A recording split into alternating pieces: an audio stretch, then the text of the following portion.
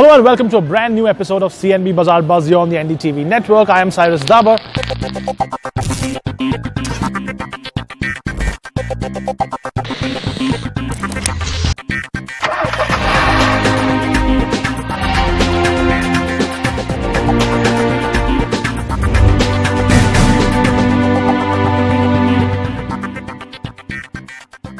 So let's kick straight off with that big announcement from MG. It's the name of their new SUV. It's called, well, we won't say it. Have a look. MG Motors has revealed the name of its first SUV in India, and it's called Hector. Hector will be the first model to be launched by the British marque as it enters the Indian market later this year, and it will be manufactured at the company's Halol plant in Gujarat. The video released gives us no details about the SUV, but from what we can see, it gets butch and boxy proportions, while the chiseled character lines are clearly seen. While details are scanned from what we noticed in the video, the MG Hector gets sleek LED indicators that double up as DRLs, similar to what we've seen on the Tata Harrier SUV. The other bits that we can see in the video are the availability of ABS, traction control, and also a tire monitoring system. Additionally, MG Motor India has confirmed that the Hector SUV will launch in June 2019. Expect it to go up against cars like the Jeep Compass, Tata Harrier, and even the Hyundai Tucson.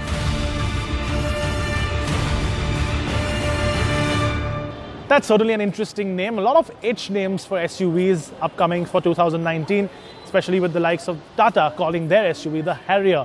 Now let's move on to our next review. It's the Mini Countryman. It's got an all-new avatar, a new generation, second generation. It's much bigger than before, it's much nicer to drive, and it's got a whole new interior too. I've been having a bit of fun. Check my review out. Let me play out a scenario in your head. You're young, you're well off, and you like your cars fast and quick and small.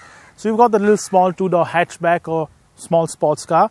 But now you've got a family, you've grown up, you have more responsibilities. So you could do the sensible thing and get yourself a compact luxury SUV. There are plenty of those in the category of about 30-35 lakh rupees.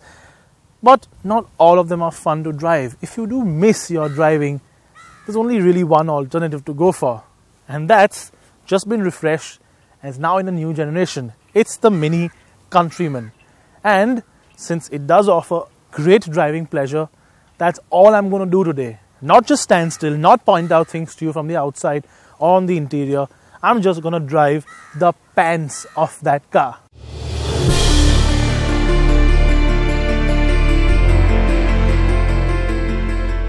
The really cool thing about the Mini Countryman is the fact that even though you get that mini badge and all that svelte style that goes along with it, you still get the family car proportions. In fact, this is the largest car ever to get a mini badge on it, and the mini coolness is quite apparent. That very iconic front grille, those squared off headlamps, and that stance in general makes the Countryman look really purposeful, much more than the last generation. It's a car that has an impact when you see it, and that, at least for me, is very important. But enough about the bits on the outside. Let me keep up that promise I made earlier about driving the pants off it and tell you how it feels on the move.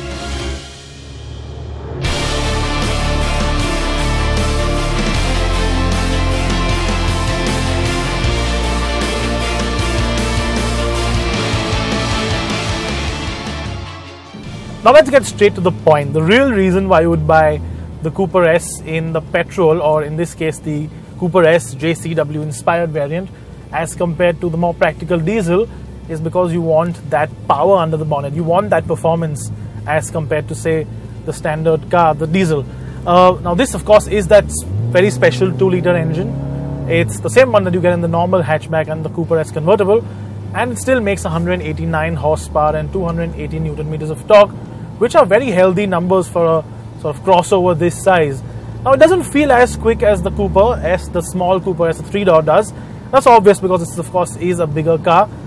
But that said, it still gives you that massive smile on your face when you actually drive it, because you still get that really nice sounding exhaust. You still get those hints of pops and crackles in the exhaust, and especially when you do lift off, that little a little excitement, a little buzz that you have in a Mini is still very much present here. And then of course you come to the way this thing actually handles.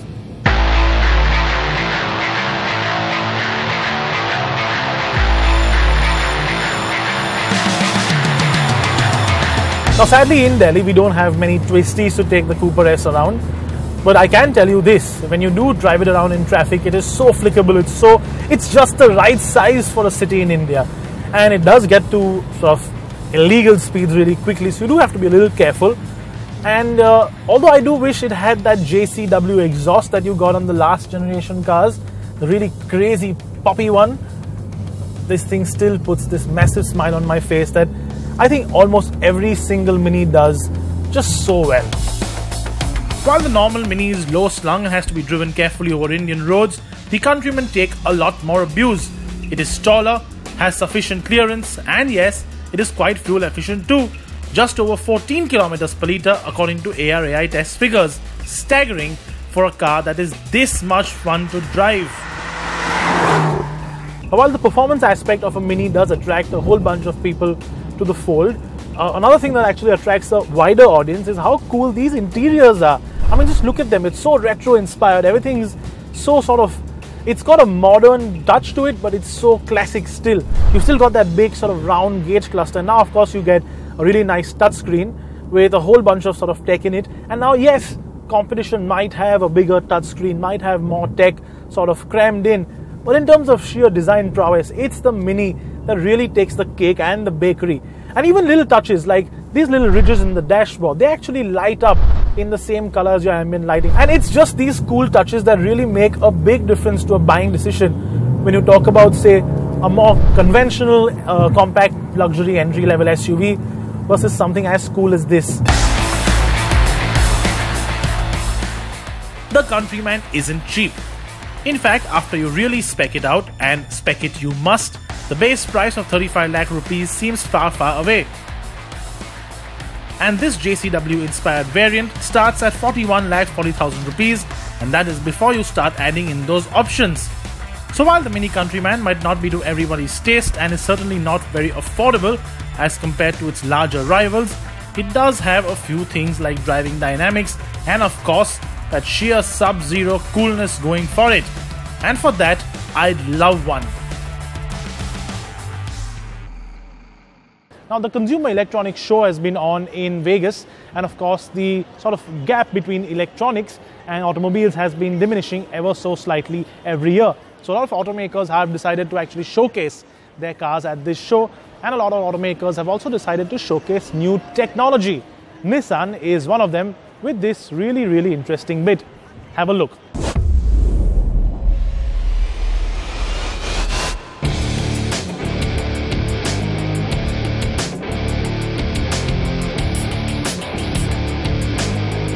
This year at the Consumer Electronics Show in Las Vegas, Nissan unveiled its future vision for a vehicle that helps drivers see the invisible by merging both real and virtual worlds, creating what can only be called a connected car experience. Invisible to Visible is a future technology created through Nissan Intelligent Mobility, and it demonstrates the future of driving through an interactive three-dimensional immersion experience. I2V, as it's called, will support drivers by merging information from sensors outside and inside the vehicle with data from the cloud.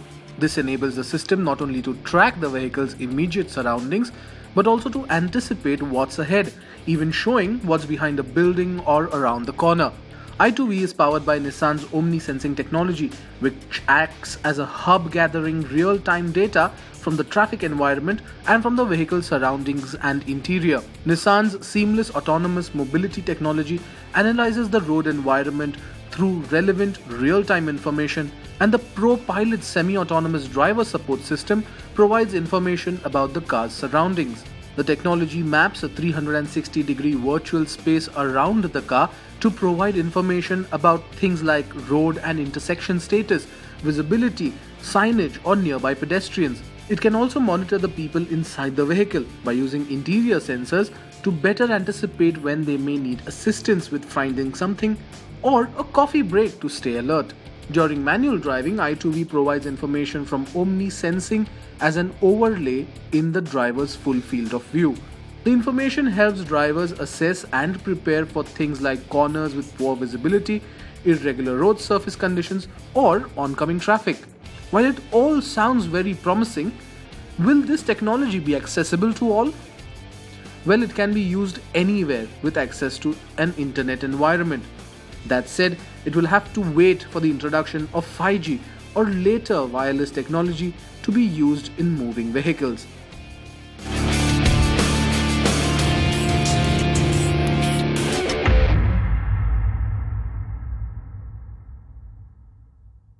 Now that tech is straight out of a sci-fi movie and a sci-fi novel, and it looks so cool, but it is here now, it's in the present.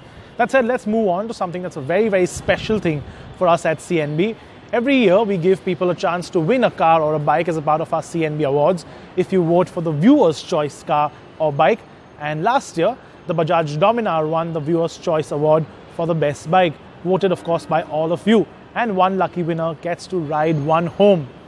Well, we were there to present it to him and of course to hear his side of things. And of course he was a very, very happy man at the end of it. Check it out. Every year with the annual NDTV Car and Bike Awards, we also give a chance to our loyal viewers and readers to win a car and bike in the Viewer's Choice category. The bike or car with the most votes wins, and a random winner is selected who actually gets to ride or drive his dream vehicle home. Last year, the Bajaj Dominar not only won the prestigious NDTV Car and Bike 2018 award for the two-wheeler of the year, but also won the Viewer's Choice Award. And one lucky winner now gets a chance to get his very own.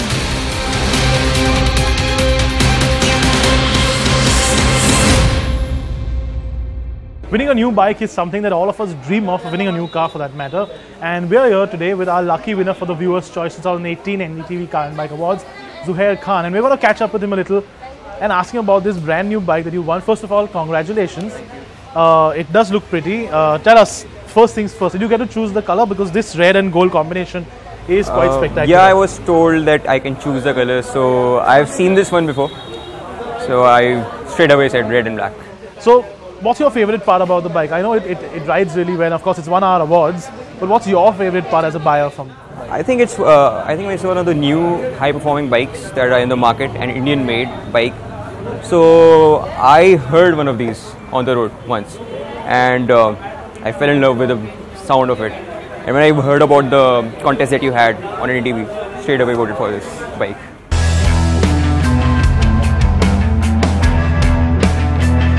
After a bit of paperwork and some signatures on a few forms, it was time for a quick run-through of the new Bajaj Dominar by the showroom staff, and the excitement on Zuhair's face to get the bike onto the road and actually ride it was palpable.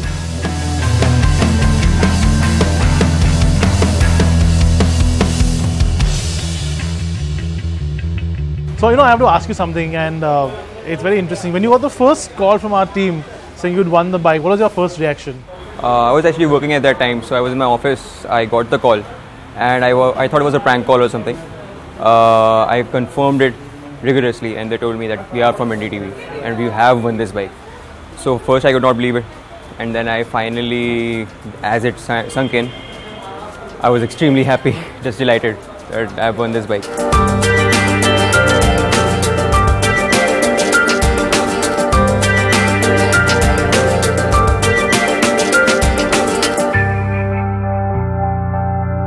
I do wish all the best for you in terms of just riding it, and I do hope you cover a lot of miles, a lot of kilometers, and make some great memories. I know this is a great occasion. Winning a bike is not something that happens every day to most people. But again, congratulations from all of us here at CNB. Thank you. And after the ceremonial handing over of the keys and celebratory cutting of a cake, it was time to hit the road.